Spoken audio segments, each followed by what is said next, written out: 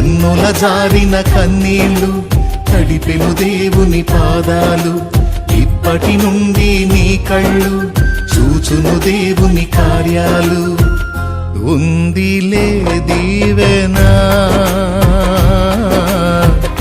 ఎందుక వేదన, పొందిన యాతన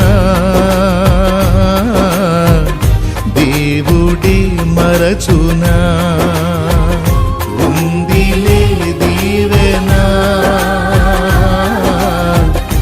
ఎందుక వేదన, పొందిన యాతన దేవుడే మరచునా.